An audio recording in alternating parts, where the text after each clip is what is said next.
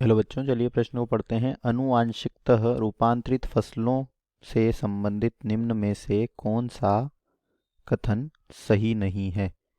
पहला है, इससे फसलों की अजैविक प्रतिबलों को सहने की शक्ति बढ़ती है। दूसरा है, इससे पौधों द्वारा खनिजों के उपयोग की दक्षता कम होती है। यह फसल काटने के बाद होने वाले नुकसान को कम करने में मदद करता है। और चौथा और आखिरी विकल्प है, यह भोज्य पदार्थों के पोषण मान को बढ़ाता है। तो हम यहाँ पे प्रश्न में आनुवंशिकतः रूपांतरित फसलों के संबंध में निम्नलिखित में से कौन सा कथन सही नहीं है पूछा गया है।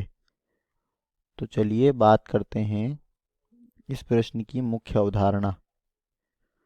तो बच्चों, जो आनुवंशिकतः रूपांतरित फसलें होती है,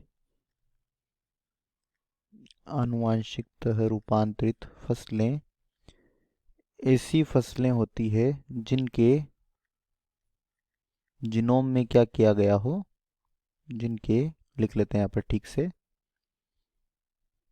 जिनके जीनोम में फेरबदल किया गया हो, ऐसी फसलों को क्या कहा जाता है? आनुवंशिकतः रूपांतरित फसलें कहा जाता है। तो बच्चों, यहाँ पर बात करें अगर कथनों की, तो पहला कथन है कि जो फसलें होती है उनकी अजैविक प्रतिबलों को सहने की शक्ति बढ़ती है।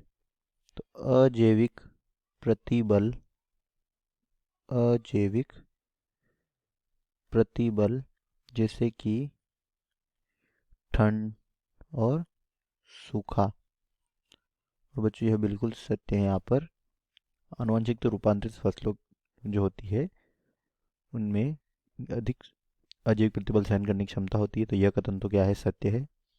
इसके बाद दूसरा है, इसके द्वारा पौधों के खनिज उपयोग की दक्षता कम हो जाती है। तो बच्चों, आनुवंशिक रूपांतरित फसलों में खनिज उपयोग की दक्षता कम नहीं होती है। ये गलत है और हमें भी गलत बताना है, तो हमारे प्रश्न का उत्तर यही होगा।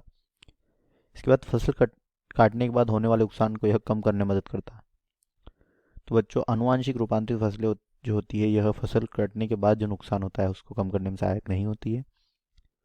और डी है, जब भोज्य पदार्थों को पोषण मान को बढ़ाता है। तो यह बिल्कुल सत्य है। तो यहाँ पर गलत कथन कौन सा है? विकल्प बी। तो दिए गए प्रश्न का सही उत्तर है विकल्प बी। आशा करते हैं आपको समझ आया होगा। धन्यवाद।